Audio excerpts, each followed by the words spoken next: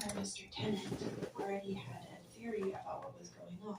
One of the biggest employers in this West Virginia town was DuPont Chemical, who Wilbur's brother Jim had sold 66 acres of the family farm to in the early 80s. He hadn't wanted to sell, but Jim had been experiencing strange, unexplained health problems and really needed the money. DuPont started using the area as a landfill. This area had a creek on the land that flowed directly into Wilbur Tennant's farm, the same creek that the cows liked to drink from. Rob Bilott filed a federal suit against them with this information, and in response, DuPont paid for a study of the property, and veterinarians of the company selected, who reported that DuPont did not find themselves responsible, that lifelong farmer Wilbur Tennant just wasn't taking very good care of his cows. They blamed their diet, poor fly control, and a lack of veterinary care, as if that could explain the miscolored organs, neurological decline, and deformed calves that were suddenly happening on the farm. Then Rob Bilott asked them for all the information that they could give him about a specific substance that he was able to find in a letter when he was doing some research between DuPont and the EPA, talking about PFOA. It was a chemical that he had never heard about and was having a lot of trouble finding information on, and they absolutely refused. He ended up having to get a court order forcing them to give him information, and so to retaliate, they gave him like every piece of paper that they had. They just completely drowned his office in boxes to try to make it impossible for him to find the information he was looking for. But he didn't give up and ended up I have to wait for her to finish the drawing before I start. Complete evidence of the way that they were poisoning not only the Tennant farm, but over 100,000 people's drinking water with what we now call forever chemicals.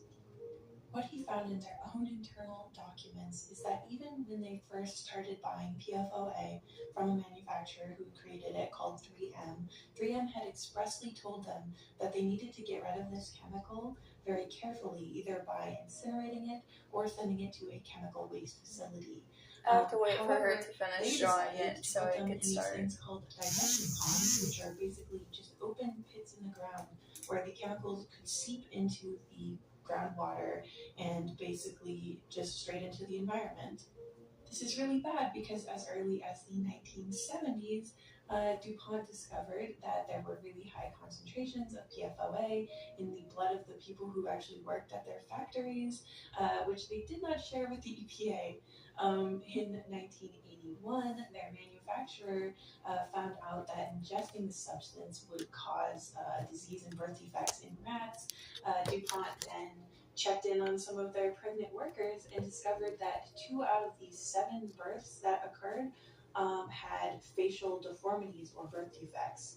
In 1984, DuPont found this chemical in the factory chimneys as well as in the local water supply.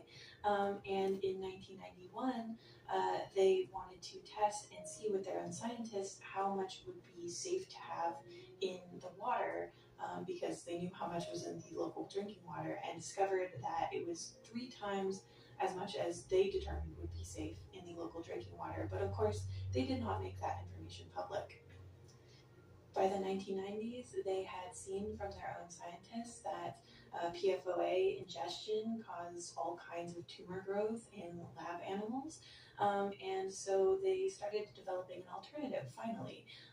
They ended up coming up with one that appeared to be much safer and stay in the body for a considerably less long amount of time.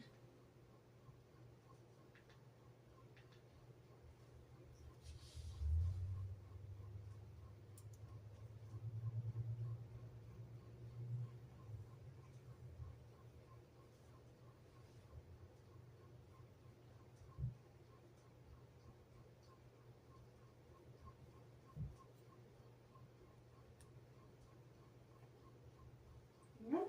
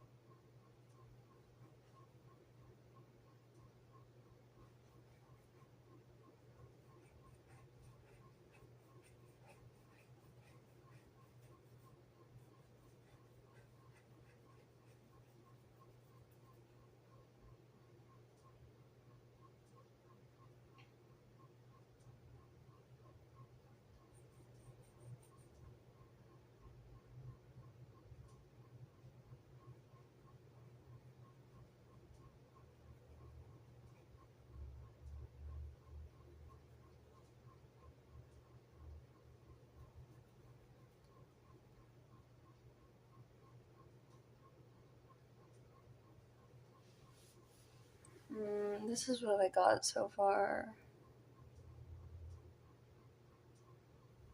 I'm still drawing. I can't show you a drawing that I haven't finished.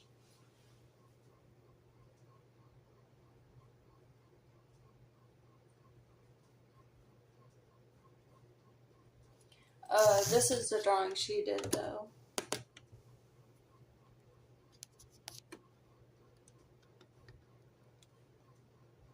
And this is the drawing I'm making.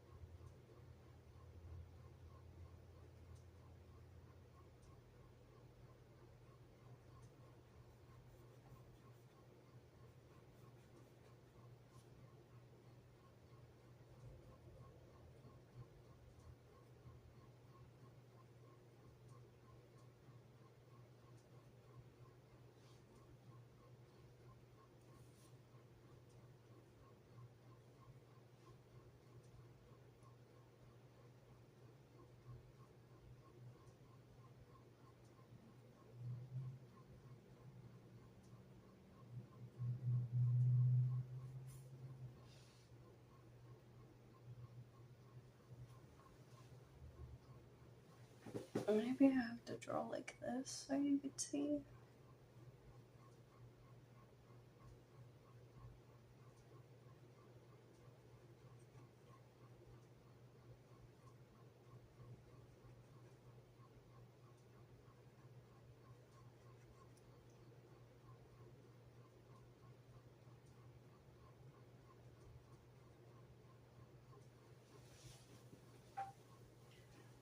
But then I can't see what I'm drawing if I draw like that. I don't understand.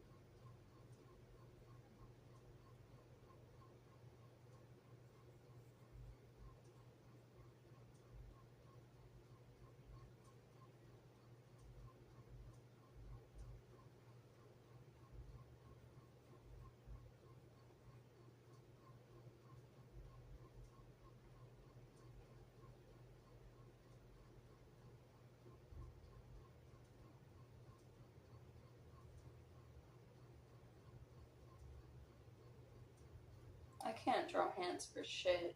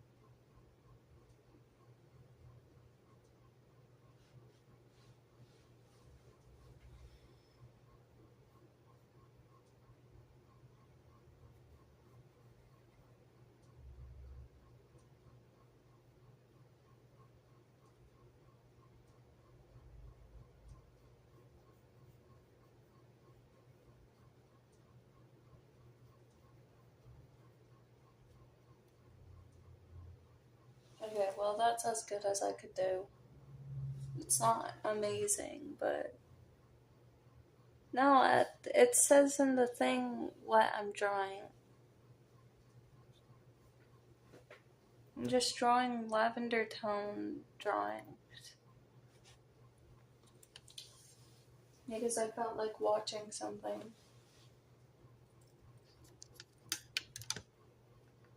I already tried drawing Batman.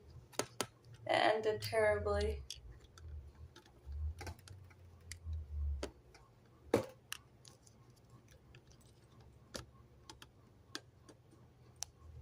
Oh my god. No, I can't set it back up.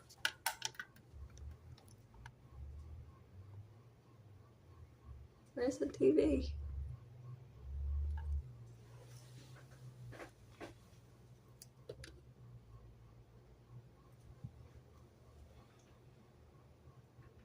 But because they earn over $1 billion a year from their PFOA lease products, DuPont decided not to move forward with the safer alternative.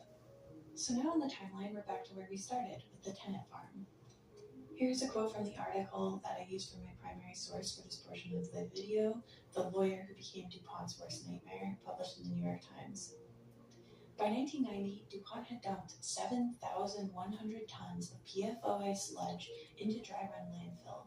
DuPont scientists understood that the landfill drained into the tenant's remaining property, and they tested the water in Dry Run Creek. It contained an extraordinarily high concentration of PFOA. DuPont did not tell this to the tenants at the time, nor did it disclose the fact in the cattle report that it commissioned for the tenant case a decade later, the report that blamed poor husbandry for the deaths of their cows. Billet had what he needed. DuPont tried to get a gag order to stop Rob Billet and the farmer from talking to the EPA, but of course this failed, and he sent all of his findings to the Environmental Protection Agency. If you want to hear the full story of what happens after this point, I highly recommend the article in the New York Times, The Lawyer Who Became DuPont's Worst Nightmare, or the 2020 film Dark Waters by Todd Haynes. The point is, this corporation knowingly for decades poisoned hundreds of thousands of people's drinking water, causing birth defects, giving people cancer, and killing people just because they didn't want it to affect their bottom line.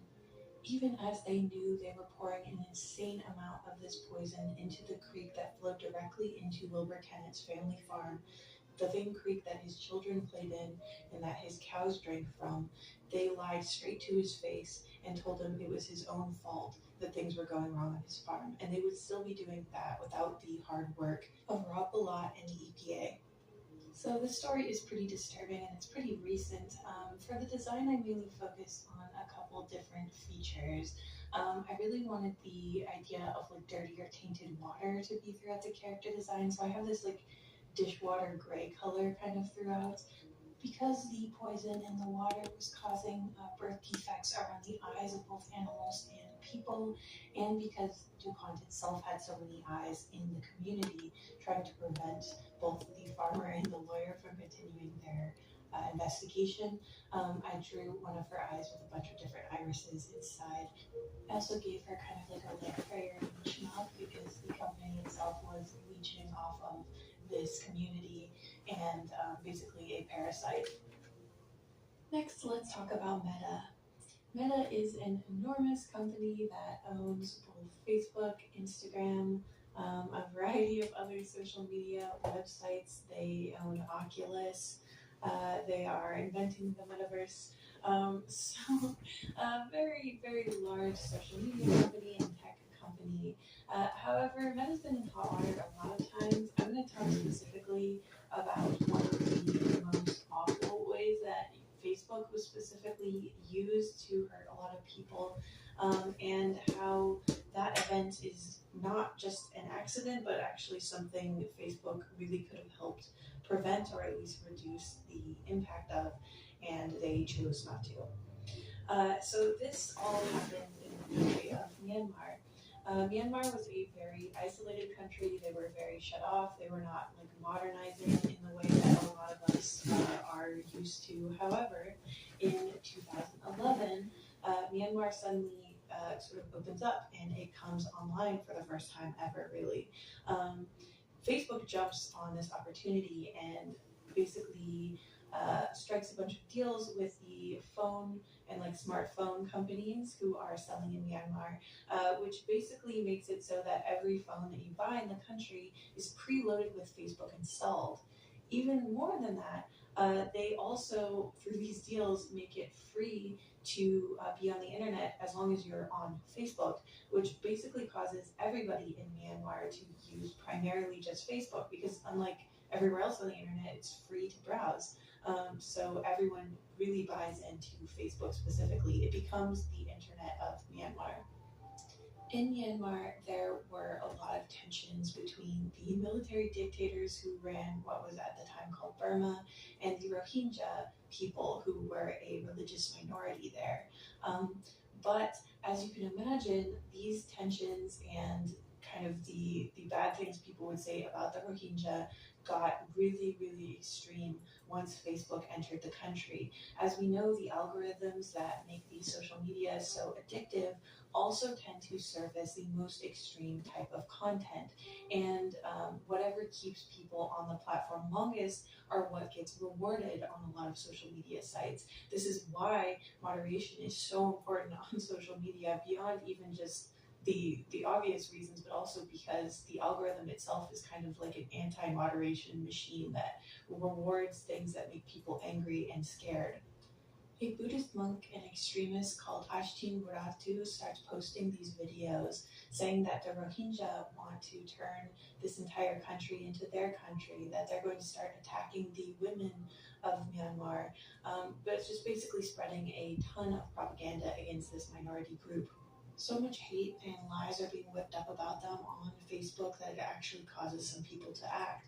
There is a big random attack on the Rohingya people where a ton of their businesses and homes are burned to the ground and at least 92 people are killed.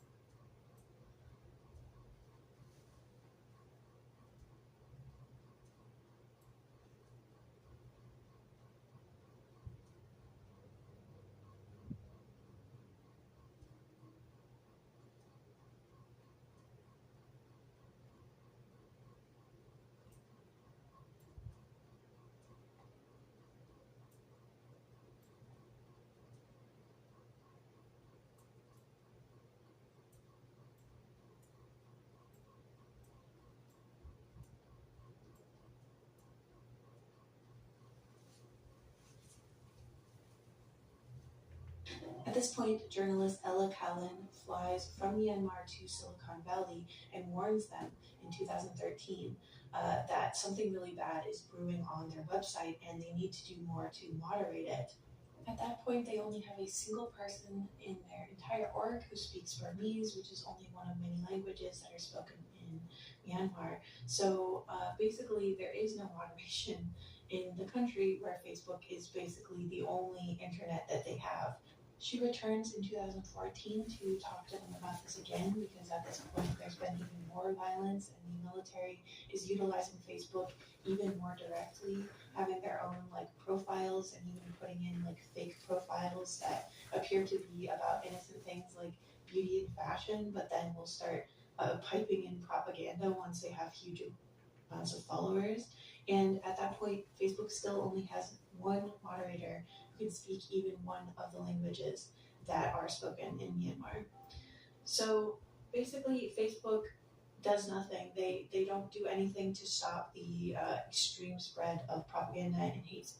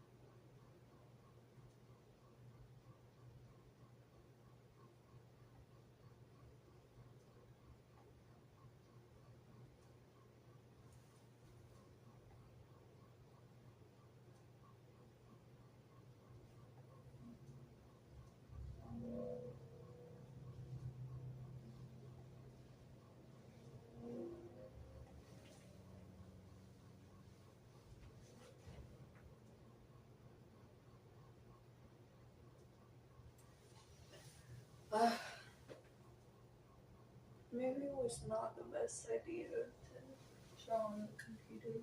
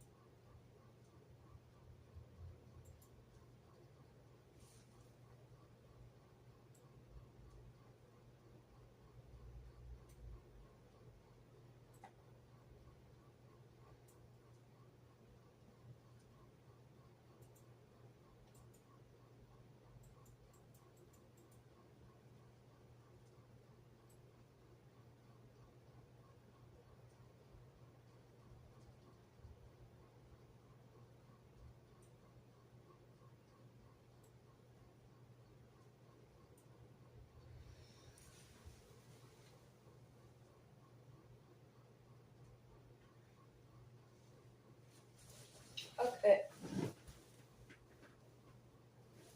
I don't know if you could see that, like, at all.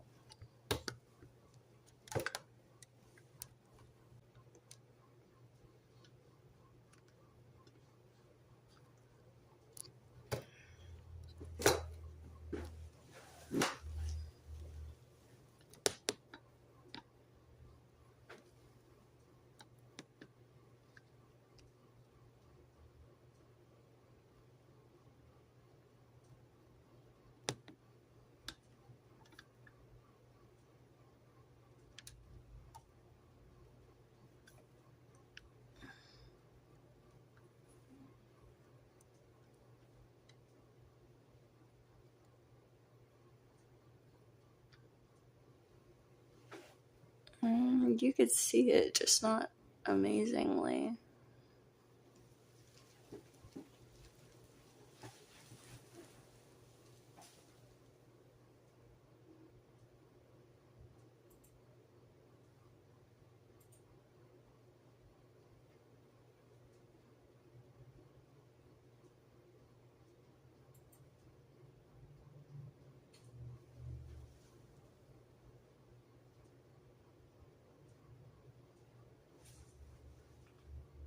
Speech and hateful ads that are being served on Facebook until 2018, after which point the Rohingya have already been wiped out of the country. They've either been pushed out or they've literally been killed. If you want the full story on this, watch the YouTube video, How Facebook Became a Tool for Genocide by Johnny Harris. It is fantastic. It's really easy to understand. But I didn't want to just talk about this because this is important recent history. I want to talk about this to give context to how scary it is what Meta is doing now. Here are some recent changes to their hate speech policy. Though they ban insults about mental characteristics, it says explicitly, we do allow allegations of mental illness or abnormality when based on gender or sexual orientation, given the political and religious discourse about transgenderism and homosexuality. They also now allow content arguing for the gender-based limitations of military, law enforcement, and teaching jobs. They allow the same content based on sexual orientation when the content is based on religious belief. So just to be clear, it's against their policies to call anyone but trans and gay people stupid or mentally ill as an insult. Okay, cool. That's a great policy, Meta. I think it's really interesting that in their moderation policies, they've actually carved it out so that only the most vulnerable people in our community can be insulted without any sort of penalty. I don't know what they could possibly say to defend this because it's not even a free speech issue if you're only allowed to do it to the most vulnerable population. This is cowardly, this sucks, and it shows that this is not really an accident. There's a reason that it keeps getting tied to these situations where hate speech on their platform gets so extreme that people actually get hurt. And I really think they need to change their ways if they don't want what they've created to keep getting used to cause violence and pain in the world.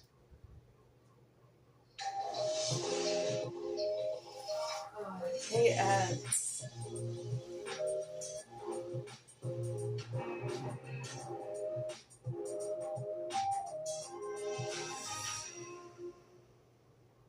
New Paradise Big Deal Mascara. Era by L'Oreal Paris. Endlessly buildable length and volume that doesn't clump no matter how much you layer. Are you a Roblox fanatic? Microsoft Rewards has a brand new way for you.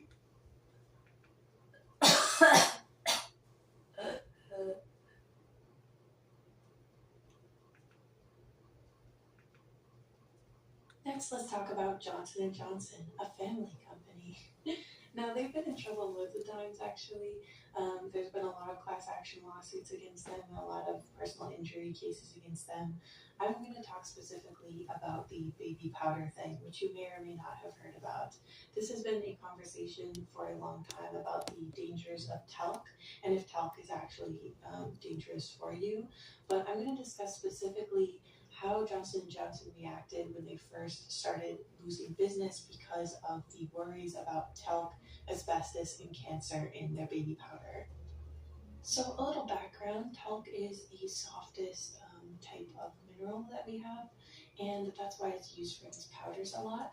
Talc by itself doesn't seem to be too dangerous, but the problem is talc almost always grows alongside asbestos, and it's almost impossible to mine it without asbestos getting in.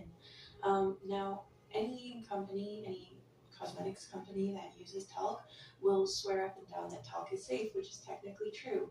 Talc is safe, but they almost always get contaminated with asbestos, which is something that there's no safe level of inhalation. And we're talking about powders that are puffing up in your face, and especially powders that they suggested people use as antiperspirants to put in their clothes and their underwear. It's really dangerous if there's even a little bit of asbestos.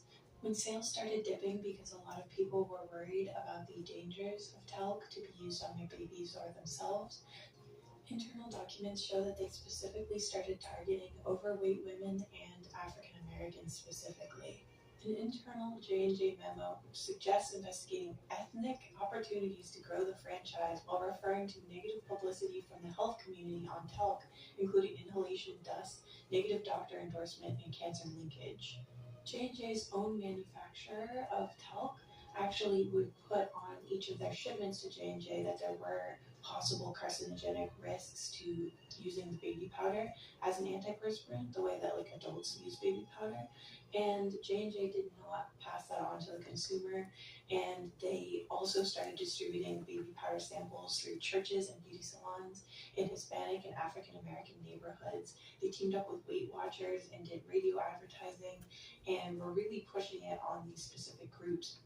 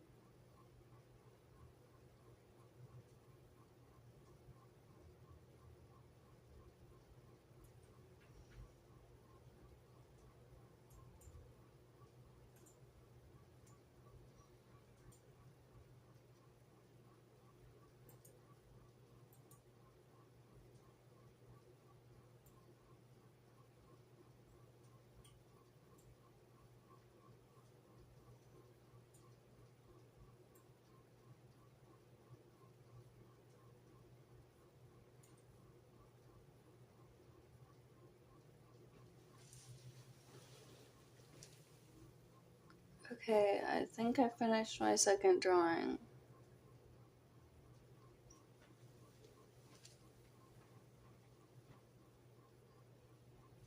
Oh, look, give me a second.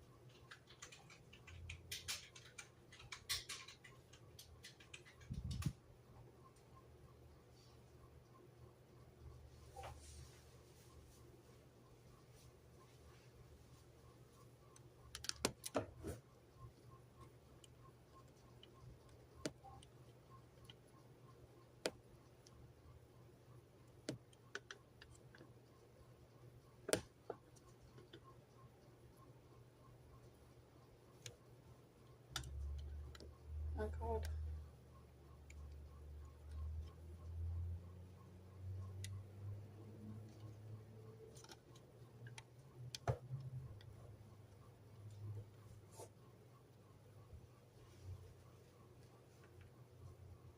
Which wouldn't necessarily be a problem as long as there wasn't actually asbestos in the baby powder, but there was.